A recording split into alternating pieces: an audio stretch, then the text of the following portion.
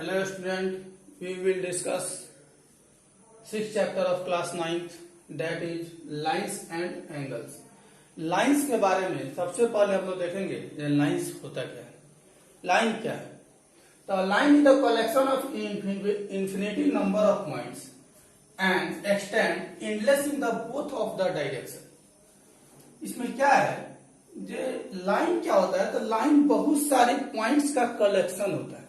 बहुत सारे पॉइंट को जब हम एक साथ मिला देंगे तो एक लाइन फॉर्म होगा। ऐसे में देखते हैं हम लोग, यह पॉइंट है, यह भी पॉइंट है, यह भी पॉइंट है, यह भी पॉइंट है, यह भी पॉइंट है, इस तरह से बहुत सारे पॉइंट है। इसको हम एक साथ अगर मिला दे तो क्या फॉर्म करेगा, तो यह लाइन फॉर्म करेगा। इसे ही देखते हैं हम लोग, तो लाइन क्या है, तो line is the collection of infinity number of points and extends endless in the both of the direction. यानी कि एक लाइन जो है इसको हम दोनों तरफ एक्सटेंड इनलेस, यानी कि इसको दोनों तरफ एक्सटेंड कर सकते। इनलेस में अनंत तक इसको एक्सटेंड कर सकते। कोई लाइन है ए बी, तो इधर भी हम देख रहे हैं इसको एक्सटेंड किए, इधर भी एक्सटेंड किए, यानी कि एक लाइन को पृथ्वी पर भी खींचना असंभव है।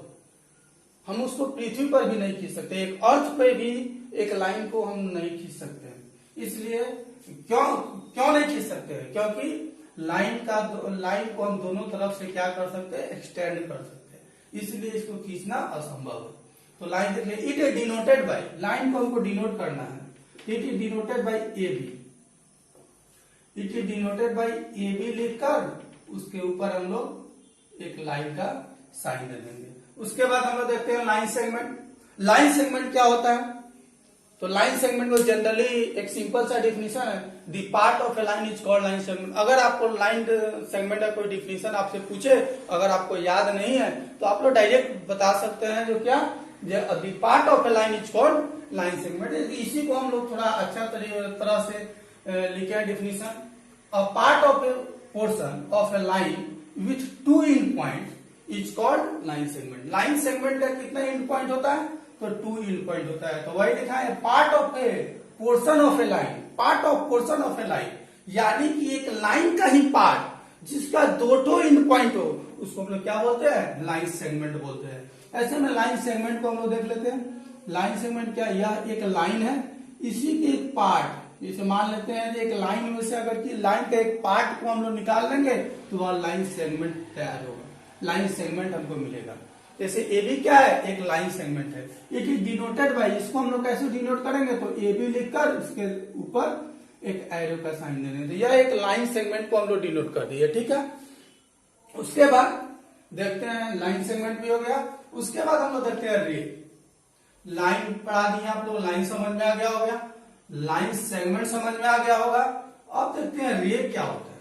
तो यह देखते हैं रे, तो a part of A line with one end point is called ray. A part of a line with one end point is called ray. यानी कि एक लाइन का वैसा पार्ट जिसका एक ही पॉइंट फिक्स हो, जिसका केवल एक ही पॉइंट हो, उसको हम लोग क्या बोलते हैं, रे बोलते हैं। जिसका एक पॉइंट फिक्स हो और दूसरा जो पॉइंट हो उसको हम लोग इन्फिनिटी इनलेस तक एक्सटेंड कर सकते हैं, उसको क्या बोलते हैं, जो वह एक रे है। इसलिए इसको डिनोट किया जाता है ए बी। मान लेते हैं यह कोई पॉइंट ए है, यह पॉइंट आपका बी है, इसको अगर डिनोट करना है तो ए बी लिखकर ऊपर एक एरो का साइन दे देंगे, तो यह आपका क्या हो गया, रे हो गया। अब हम लोग लाइन भी देख लिए, लाइन सेगमेंट भी देख लिए, रे देख लिए। लाइन क्या होता है, जिसका नो एंड पॉइंट होते हैं। लाइन सेगमेंट क्या होता है, जिसका टू एंड पॉइंट होते हैं। और रे क्या होता है, जिसका वन एंड पॉइंट होता है। अब इसको आप लोग नोट कीजिए। इसके बाद हम लोग एंगल के बारे में पढ़ेंगे, एंगल क्या होता है, ठीक है, नोट कीजिए। सॉरी, हम लोग एंगल से पहले इंटरसेक्टिंग लाइन और नॉन इंटरसेक्टिंग लाइन के बारे में जानते हैं। इंटरसेक्टिंग लाइन क्या होता है और नॉन इंटरसेक्टिंग लाइन क्या होता है। तो सबसे पहले हम लोग इंटरसेक्टिंग लाइन के बारे में जानेंगे। तो two distinct line are intersecting if they have a common points.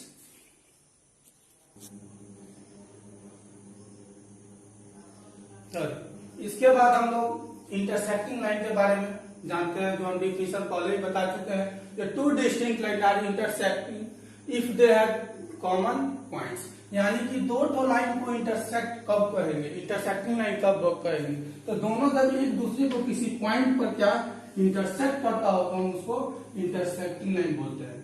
यह ए बी और सी डी दो तो लाइन है जो पॉइंट ओ पर क्या करता है, एक दूसरे को इंटरसेक्ट करता है, इसलिए हम इसको इंटरसेक्टिंग लाइन बोलेंगे। और इस पॉइंट को हम लोग बोलते हैं पॉइंट ऑफ इंटरसेक्शन, इसलिए बताया this common point is called the point of intersection of the two line.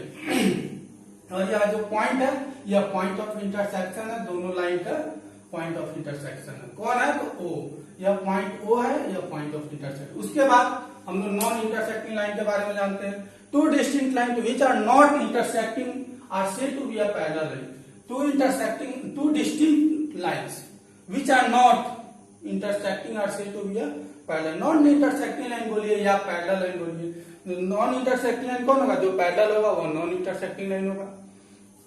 तो ऐसा में मान लेते हैं यहाँ एक लाइन है आपका और यह एक लाइन है, दोनों एक दूसरे के क्या है, पैरेलल है। दोनों के बीच का जो डिस्टेंस हमेशा कांस्टेंट है, हमेशा कांस्टेंट है दोनों के बीच का डिस्टेंस। यह एक लाइन ए बी है और दूसरा लाइन सी डी है, दोनों के बीच का डिस्टेंस क्या हमेशा कांस्टेंट है, इसलिए इसको यह अगर 5 सेंटीमीटर का होगा तो यह भी 5, यह भी 5, यानी कि सभी दोनों लाइन के सभी जगह डिस्टेंस क्या होंगे, 5 सेंटीमीटर का ही होंगे, इसलिए यह कांस्टेंट डिस्टेंस है, इसलिए इसको हम पैरेलल लाइन बोले या नॉन इंटरसेक्टिंग लाइन बोले। दूसरा यह भी तो आपका नॉन इंटरसेक्टिंग लाइन है, बल्कि यहाँ देख रहे हैं इसको हम एक्सटेंड करते हैं, फिर हम इस लाइन को एक्सटेंड करें न किसी पॉइंट पर यह एक दूसरे को इंटरसेक्ट करेगा, इसलिए इसको हम लोग क्या बोलते हैं, इंटरसेक्टिंग लाइन बोलेंगे। यह नॉन इंटरसेक्टिंग लाइन नहीं है, यह एक इंटरसेक्टिंग लाइन है। यहाँ पर हम लोग इस पॉइंट ऑफ इंटरसेक्शन का जो हम वैल्यू निकालना जानते हैं, जो लीनियर इक्वेशन टू वेरिएबल में क्लास 10th में हम लोग पढ़ेंगे, जो इसमें जो इस पॉइंट है इसका वैल्यू हम लोग कैसे निकालते हैं। अब हम लोग intersecting line non intersecting line के बारे में जान गए। अब इसके बाद हम लोग एंगल के बारे में जानते हैं। अब इसको आप लोग नोट कीजिए, इसके बाद हम लोग एंगल के बारे में पढ़ेंगे, पहले इसको नोट कीजिए। उसके बाद हम लोग एंगल के बारे में जानते हैं। एंगल क्या होता है, an angle is formed when two rays originate from the same in point is called angle. यानी कि एंगल क्या होता है, तो दो ठो रे, जैसे मान लेते हैं कि एक रे है मेरा यह है ओ ए और एक रे है मेरा ओ बी, दोनों किसी सेम इन पॉइंट पे ऑरिजिनेट करता हो, वहीं पे मेरा एंगल फॉर्म होता है। यह एंगल जो होता है, जो मान लेते हैं ओबी कोई रे है, यह एंटी क्लॉकवाइज में मूव करेगा, तो जो जैसे पहले बी ओबी है, कोई लाइन यहाँ ओ से कोई पॉइंट लाइन जो है, रे जो है वो मूव करते करते ए तक गया, और एंटी क्लॉकवाइज डायरेक्शन में जब वो मूव करता हो तो वहीं पे मेरा एंगल फॉर्म होता है। और यह एंगल जो होता है, जो मान लेते हैं कोई एंगल थीटा है, यह हमेशा पॉजिटिव होता है, और यही एंगल जब क्लॉकवाइज डायरेक्शन में मूव करेगा तो वहां पर इसका वैल्यू निगेटिव होगा, इस एंगल का वैल्यू निगेटिव होता है। निगेटिव के बारे में हमको 9th 10th में नहीं पढ़ना, इसको आगे क्लास में हमको 11 12 में इसके बारे में पढ़ना है। तो यह एंटी क्लॉकवाइज में मूव कर रहा है, इसलिए इसका वैल्यू क्या होगा, प्लस होगा। अब यहाँ लिखा है an angle is formed when two rays originate from the same in point, या किसी एक ही इन पॉइंट पे क्या हो, जो ऑरिजिनेट करता हो दोनों रे, तो इस पॉइंट पे एंगल फॉर्म होगा। यह एंगल जो होगा एंटी क्लॉकवाइज डायरेक्शन में मूव करेगा। उसके बाद एक और पॉइंट लिखा है, जो the rays making an angle are called the arcs. Making an angle is called the arc. The rays making an angle are called the arcs. यानी कि वह रे जो एंगल को फॉर्म करता है, तो इस रे को क्या बोलते हैं, आर्म्स बोलते हैं। इस रे को हम लोग आर्म्स बोलते हैं। जो वह रे जब एंगल को बनाता है तब उसको हमको लोग क्या बोलते हैं, आर्म्स बोलते हैं। और वह जिस point and arms of the angle and the end point is called the vertex of the angle, और वह जो एंड पॉइंट है उसको हम लोग वर्टेक्स बोलते हैं, वर्टेक्स ऑफ द एंगल। इस एंगल का यह वर्टेक्स है, यह इन पॉइंट जो है यह वर्टेक्स है, और यह जो दोनों रे है ओ ए और ओ बी, वह दोनों को हम लोग क्या बोलते हैं, आर्म्स बोलते हैं। इसके बाद हम लोग जानते हैं, हम लोग पढ़ेंगे टाइप्स ऑफ एन एंगल। अब आप लोग क्या कीजिए, इसको नोट कीजिए, और इसके बाद हम लोग पढ़ेंगे types of an angle. Types of angle में हम लोग पहले देखते हैं एक्यूट एंगल। एक्यूट एंगल क्या होता है, तो इसका हम लोग डिफिनेशन पहले जान चुके हैं। Angle whose measure less than 90 degree is called acute angle. Acute angle क्या होता है, तो वैसा एंगल जिसका वैल्यू 90 डिग्री से कम हो उसको हम लोग एक्यूट एंगल बोलते हैं। इसलिए उसका डिफिनेशन क्या हुआ, an angle whose measure less than 90 degree is called acute angle.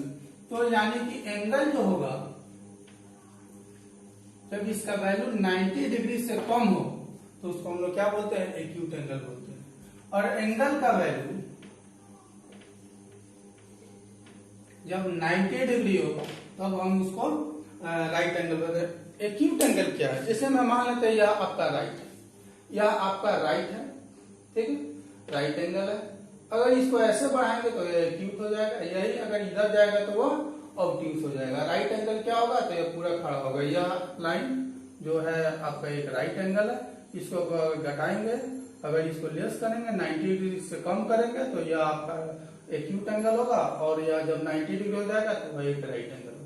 तो एक्यूट एंगल क्या होता है, जैसे मैं मान लेते हैं यह एक फिगर के साथ आपको देख लीजिए, यह आपका 90 डिग्री का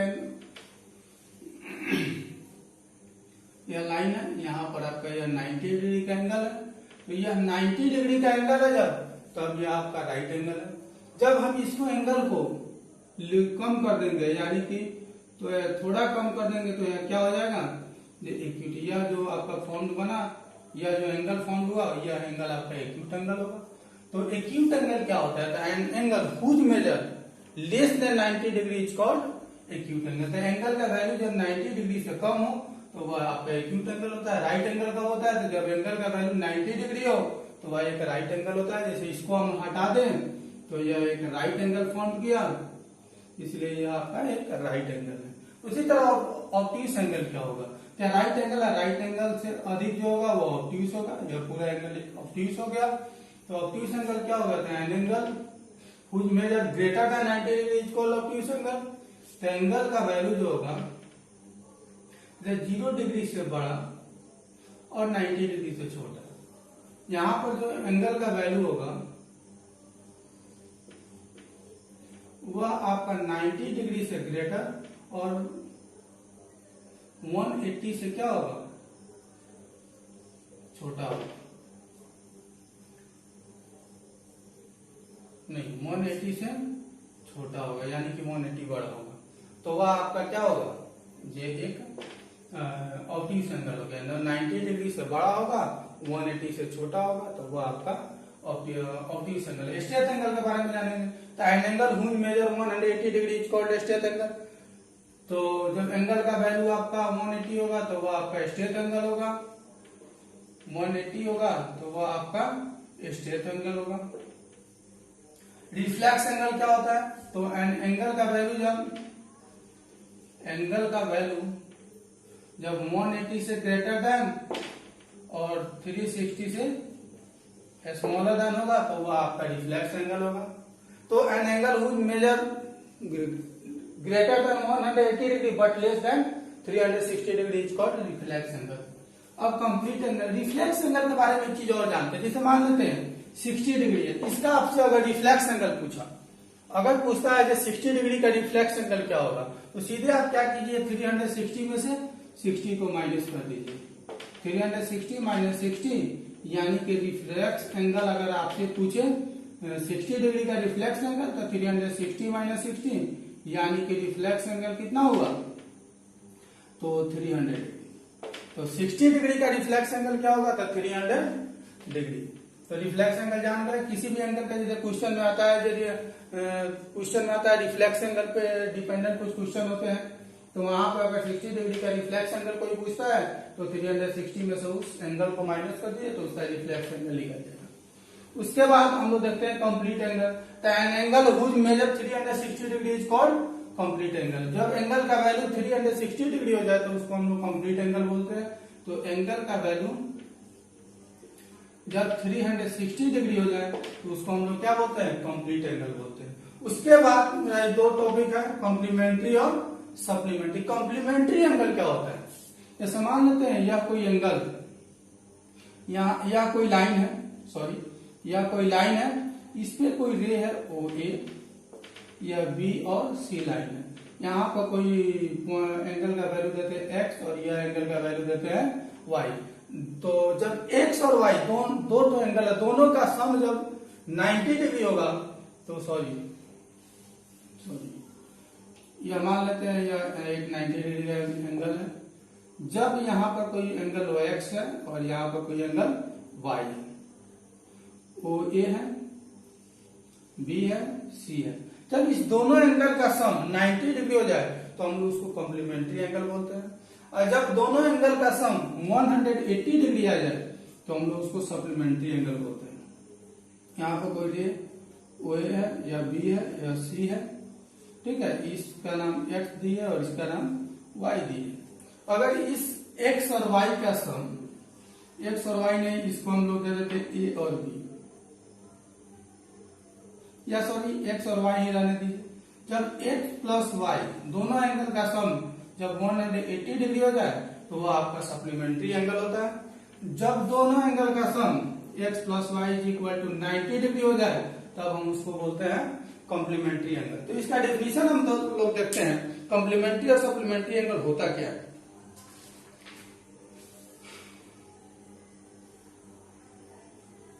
Two angle are called complementary if their sum is 190 degree. Complementary क्या होगा, दो एंगल को कब कॉम्प्लीमेंट्री बोलेंगे, तो two angle are said to be a complementary if their sum is 90 degree. दो एंगल कब कॉम्प्लीमेंट्री है, जब दोनों का सम 90 डिग्री हो। वैसे ही two angle are said to be a supplementary if their sum is 180 degree. जब सप्लीमेंट्री क्या होगा, तो दो एंगल कब सप्लीमेंट्री होंगे, जब दोनों एंगल का सम 180 डिग्री होगा तो वह सप्लीमेंट्री होगा। कॉम्प्लीमेंट्री कब होगा, तो जब दोनों एंगल का सम 90 डिग्री होगा तो वह कॉम्प्लीमेंट्री होगा। जैसे मैम आपको फिगर पे भी दिखा दिए हैं, यह मान लेते हैं कोई एंगल है, राइट एंगल है, जब इस दोनों एंगल का सम 90 डिग्री होगा तो वह कॉम्प्लीमेंट्री, और जब इस दोनों एंगल का सम 180 डिग्री होगा तो वह आपका सप्लीमेंट्री होगा। अब देखिए इसमें भी आता है जो कौन सा दोनों एंगल सप्लीमेंट, एक्स का सप्लीमेंट कौन होगा। तो मान लेते हैं कि यहाँ पर x का वैल्यू आपका 15 है, अगर इसका कॉम्प्लीमेंट्री एंगल निकालना, इसका कॉम्प्लीमेंट क्या होगा 15 डिग्री का। अगर x का, इस पे आगे हम लोग क्वेश्चन देखते हैं, पहले आप लोग इसको नोट कर लीजिए, इसके बाद हम लोग क्वेश्चन देखते हैं। ये क्वेश्चन है, find the measure of an angle which is complement या supplement of itself. Find the measure of an angle which is complement या सप्लीमेंट ऑफ इटसेल्फ, यानी कि वह कौन सा एंगल है जो अपने का कॉम्प्लीमेंट और सप्लीमेंट, अपने का कॉम्प्लीमेंट और सप्लीमेंट है। तो इस क्वेश्चन का सॉल्यूशन करते हैं। देखिए सॉल्यूशन हम लोग करते कैसे हैं, यह कौन सा एंगल है, find the measure of an angle, यानी एंगल की मापत है। तो let angle be x, let angle be x, तो कॉम्प्लीमेंट एंगल क्या होगा, तो वो अपने का कॉम्प्लीमेंट है अकॉर्डिंग टू क्वेश्चन। एंगल जब x माने तो x प्लस वो अपने का कॉम्प्लीमेंट हो, तो कॉम्प्लीमेंट यानी कि जब कॉम्प्लीमेंट्री एंगल देखे, जब दो एंगल का सम 90 डिग्री हो तो वह कॉम्प्लीमेंट्री होता है। उसी का कॉम्प्लीमेंट बताना जो अपने का कॉम्प्लीमेंट हो, तो x plus x is equal to 90 degree, तो 2x is equal to 90 degree, तो x इज इक्वल टू कितना होगा 90/2।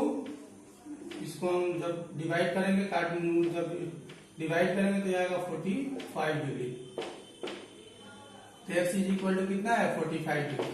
तो hence measure of an angle भी 45 degree,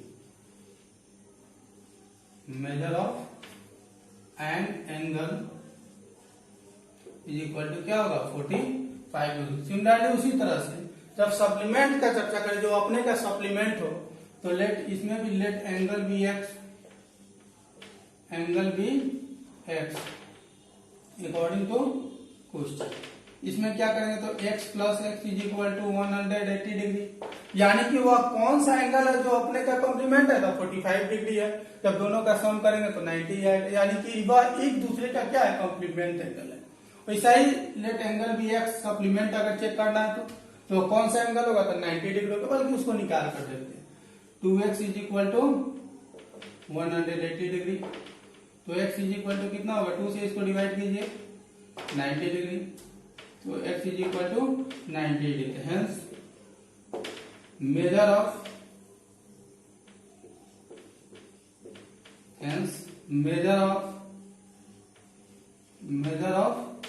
N angle is equal to क्या होगा 90 डिग्री। तो वह कौन सा एंगल है जो अपने का सप्लीमेंट है तो 90 डिग्री। वह कौन सा एंगल है जो अपने का कॉम्प्लीमेंट है तो 40 डिग्री। एंगल का वैल्यू 40 डिग्री है कॉम्प्लीमेंट में, और सप्लीमेंट में कितना आएगा 90 डिग्री है। इसको आप लोग नोट कीजिए।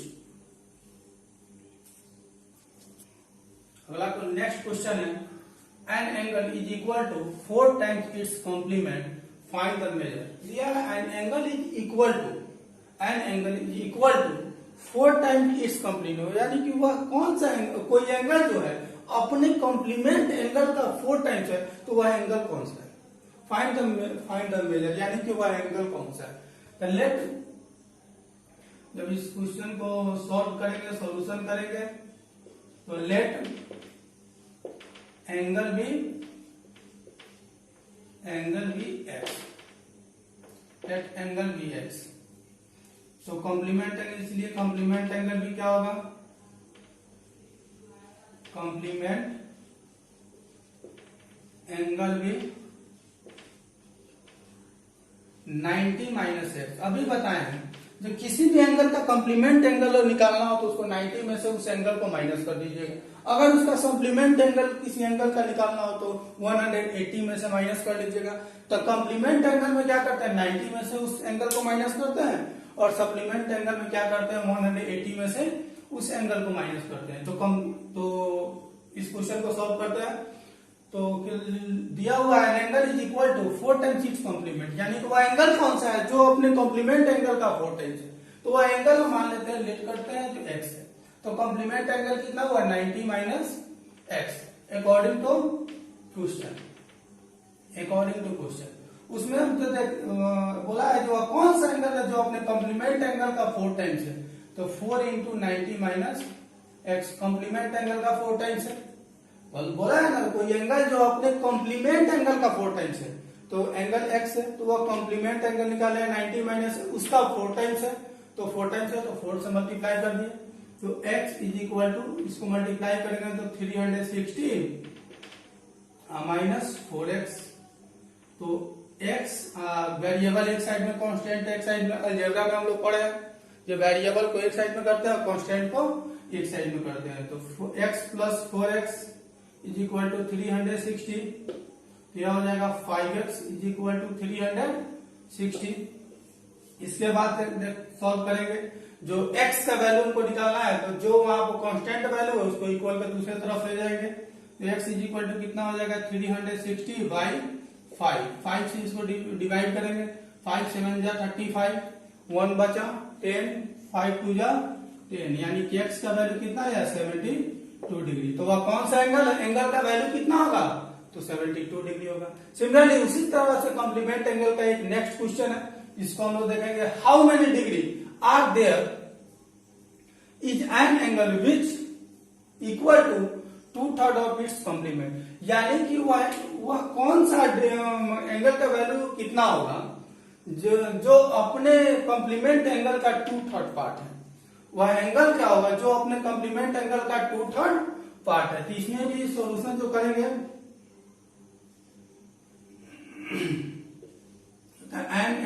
Late an angle be x,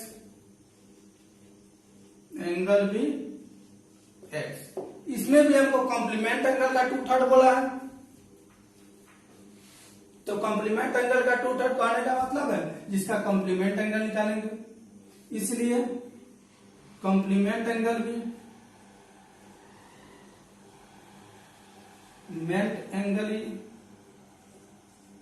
भी कितना हो जाएगा 90 माइनस, हम बोल रहे हैं किसी भी एंगल का कॉम्प्लीमेंट एंगल निकालने के लिए क्या करते हैं, 90 में से उस एंगल को माइनस कर देते हैं अकॉर्डिंग टू क्वेश्चन। कोई एंगल जो है वह कॉम्प्लीमेंट एंगल का थर्ड पार्ट है, तो angle x complement angle 90 minus x, इसका 2/3 पार्ट, तो 2/3 पार्ट। अब इसको सॉल्व करेंगे, क्रॉस मल्टीप्लाई कर देते हैं, 3x इज इक्वल टू 90 को मल्टीप्लाई करेंगे तो 180 माइनस 2x। अब इसको खींचेंगे 3x plus 2x is equal to 180 degree, यह हो जाएगा 5x is equal to 180 degree. तो इसके बाद सॉल्व करेंगे, x इज इक्वल टू कितना होगा 180 डिग्री बाई 5 से इसको डिवाइड कीजिए, 5 3 जा 15, बचा कितना 3 30, 5 6 जा 30, यानी कि x का वैल्यू कितना आया, वह कौन सा एंगल है, तो वह एंगल का वैल्यू कितना 36 डिग्री, जो अपने का कॉम्प्लीमेंट एंगल है। तो जो कॉम्प्लीमेंट एंगल है वह, और उसका कॉम्प्लीमेंट एंगल निकालते हैं तो 90 माइनस एक्स, अगर कॉम्प्लीमेंट एंगल निकालते हैं तो 90 माइनस 36 करेंगे तो कितना होगा 54। तो देख रहे हैं जो एंगल जो 36 डिग्री है वह 54 का 2/3 पार्ट होगा, चेक करके देखिए। तो 36 है ना जो कॉम्प्लीमेंट एंगल है, यह 54 का 2/3 पार्ट होगा, 2/3 पार्ट होगा। 3 से 3 1 जा 3, 2 24, 3 8 जा 24, 18 2 जा 36, इक्वल आ गया कि नहीं आ गया। तो यह जो होगा अपने कॉम्प्लीमेंट एंगल, जो वो एंगल है वह 50 कॉम्प्लीमेंट एंगल का 2/3 पार्ट है, तो एंगल का वैल्यू कितना होगा 36 डिग्री। इसको आप लोग नोट कर लीजिए। यह क्वेश्चन है, दो टाइप का कॉम्प्लीमेंट का दो क्वेश्चन है, इसको आप लोग सॉल्व कीजिए, इसको नोट कर लीजिए। नेक्स्ट क्वेश्चन देखते हैं जो सप्लीमेंट पे डिपेंडेंट है। An angle is equal to 1/4 of its supplement, find its measure. यानी कि वह कौन सा एंगल है जो अपने सप्लीमेंट एंगल के इक्वल है, जो अपने सप्लीमेंट एंगल के 1/4 पार्ट के इक्वल है।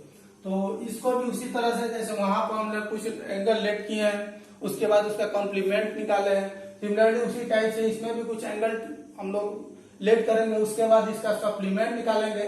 सप्लीमेंट निकालने के बाद जो क्वेश्चन कर रहा है क्वेश्चन पे सॉल्व कर देंगे। तो इसका सॉल्यूशन देखते हैं। Let angle be x, let angle be x, इसलिए इसका सप्लीमेंट एंगल निकालते हैं, जिसे सप्लीमेंट एंगल बी,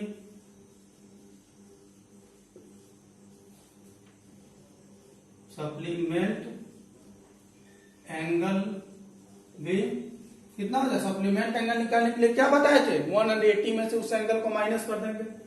तो सप्लीमेंट एंगल वहां हम लोग कॉम्प्लीमेंट में 90 में से माइनस करते थे, यहाँ 180 में से इसको माइनस कर देंगे अकॉर्डिंग टू क्वेश्चन। क्वेश्चन क्या बोला, जो अपने वह कौन सा एंगल है जो अपने सप्लीमेंट एंगल का 1/4 पार्ट है। तो x is equal to supplement angle है 180 माइनस x का 1/4 पार्ट। अब इसको सॉल्व करेंगे तो cross multiply, 4x is equal to 180 minus x, variable एक साइड में, कांस्टेंट एक साइड में, तो वेरिएबल 4x है और x, इसको एक साइड में लाते हैं, लेफ्ट साइड में ले आइए। तो 4x plus x is equal to 180 degree, तो फिर 5x इज इक्वल टू कितना हो जाएगा 180 डिग्री। तो x का वैल्यू कितना आएगा, 5 3 जा 15, 5 6 जा 30, तो x का वैल्यू 36 डिग्री। यानी कि वह कौन सा एंगल है, एंगल का वैल्यू क्या होगा जो अपने सप्लीमेंट एंगल का 1/4 पार्ट है, तो 36 डिग्री। इसका चेक कर लीजिए, इसका सप्लीमेंट एंगल निकालिएगा तो 180 और माइनस 36 करेंगे, 4 10 में से 6 गया 4, 7 में से 3 गया 4, 44 आ गया, तो 144। तो अब चेक कर लीजिए, जो आपका एंगल है 36 डिग्री। अब इधर हम सप्लीमेंट एंगल का कितना करेंगे 1/4 पार्ट, 4 से 4 3 जा 12, 4 6 जा 24, आया कि नहीं इक्वल, इसलिए मेरा को आंसर सही है। अब इसके बाद नेक्स्ट क्वेश्चन इस पर देखेंगे, सब इसको पहले आप नोट कीजिए। अब हम लोग नेक्स्ट क्वेश्चन देखते हैं सप्लीमेंट पे dependent. Find the measure of an angle which is 34 degree less than 34 degree less than it's supplement. Find the measure of an angle, angle की माप क्या होगी which is 34 degree less than it's supplement, जो supplement angle से 34 degree कम है। तो solution इसका देखिए आप लोग, काफी इजी है। आप लोग थोड़ा सा ध्यान दे दीजिएगा तो क्वेश्चन को बना लीजिएगा। जो पहले बताए हैं कॉम्प्लीमेंट एंगल का वही है सप्लीमेंट, सिर्फ इसमें 180 माइनस एक्स पर हुआ एंगल को सब्ट्रैक्ट कर देना है। तो let angle be x, let angle be x, इसलिए सप्लीमेंट एंगल भी, सप्लीमेंट एंगल भी 180 माइनस एक्स। अभी बताया किसी एंगल का सप्लीमेंट निकालना हो तो 180 में से उस एंगल को माइनस कर लीजिए अकॉर्डिंग टू क्वेश्चन। बताया वह कौन सा एंगल है जो अपने सप्लीमेंट एंगल से 34 डिग्री कम है। तो सप्लीमेंट एंगल 180 माइनस एक्स है, इससे 34 डिग्री कम है। अब इसको क्या कीजिए, वेरिएबल एक साइड कांस्टेंट एक साइड कर दीजिए, एक्स इधर वेरिएबल है तो प्लस एक्स हो जाए, माइनस में तो इक्वल में दूसरे साइड में जाकर प्लस में चेंज हो गया। अब इधर 180 और माइनस 34 बच गया, तो x प्लस एक्स 2x, इधर माइनस करेंगे तो 10 में से 4 गया 6, 7 में से 3 गया 4, 146। तो x इज इक्वल टू क्या होगा, तो 146 अब बाई 2, इसको सॉल्व कीजिए, 2 7 जा 2 3 जा, x का वैल्यू कितना है 73 डिग्री। तो यहाँ देख रहे हो एंगल कौन सा है जो अपने सप्लीमेंट एंगल से 34 डिग्री कम है, तो 73 डिग्री। तो an angle which measure 73 degree, इसको भी आप लोग नोट कर लीजिए। अब इसके बाद हम लोग को कुछ एक्सियम और थ्योरम के बारे में पढ़ना है, जो हम लोग नेक्स्ट वीडियो में पढ़ेंगे। आप लोग इसको नोट कीजिए, नेक्स्ट वीडियो में अगले बार देखेंगे हम लोग।